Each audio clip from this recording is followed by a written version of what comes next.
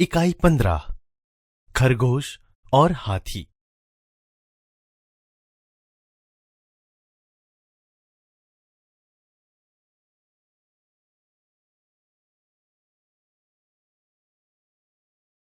इकाई को सुनिए। खरगोश एक छोटा सा जानवर है और हाथी बहुत बड़ा। इस कहानी में खरगोश किस प्रकार अपनी समझदारी से हाथियों से अपनी रक्षा करते हैं, इसका वर्णन है। यह कहानी पंचतंत्र से ली गई है। एक जंगल में एक सरोवर था। सरोवर के किनारे गीली जमीन थी। वहां बहुत से खरगोश रहते थे। खरगोशों के बिल जमीन के अंदर थे। वे दिन भर इधर उधर कूदते रहते, नरम नरम घास खाते, रात को अपने घरों में सो जाते। वे सब बहुत प्रसन्न रहते थे। उसी जंगल में कुछ हाथी आ गए। हाथियों की झुंड में कुछ शरारती हाथी थे।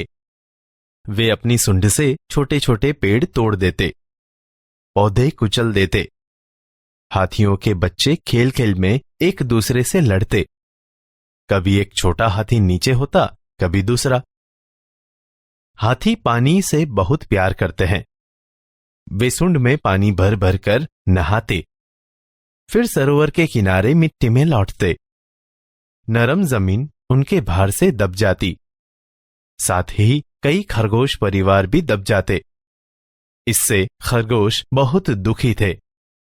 खरगोशों के सरदार ने एक उपाय सोचा। कुछ चुने हुए खरगोशों के साथ वह हाथियों के सरदार के पास गया। कुछ दूरी पर बैठ खरगोशों के सरदार ने अपने अगले पांव उठाए। उसने उन्हें हाथ जोड़ नमस्कार किया। हाथी ने सूंड उठाकर नमस्कार का उत्तर दिया।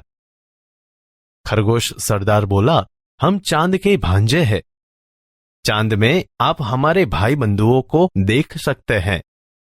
हमारे कुछ भाई धरती पर रहने आए हैं। मामा रोज सरोवर में आते हैं हमसे मिलने। वे आपसे नाराज है। हाथी बोला, क्या? क्यों नाराज है? हमने क्या किया है? खरगोश बोला, सरोवर के समीप नरम मिट्टी में सुराख कर हमने अपने घर बनाए हैं। आपके आने से सुराख दब गए, जिससे चंदा मामा के बहुत से भांजे दब गए।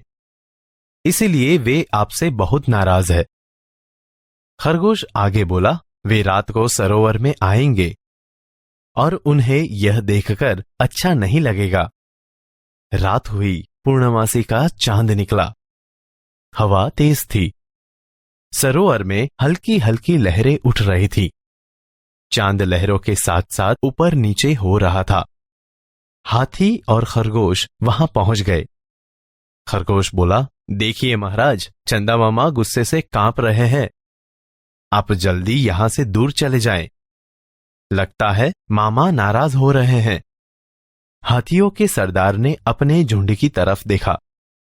सभी डर गए थे। सरदार ने अपनी सूंड ऊपर उठाई।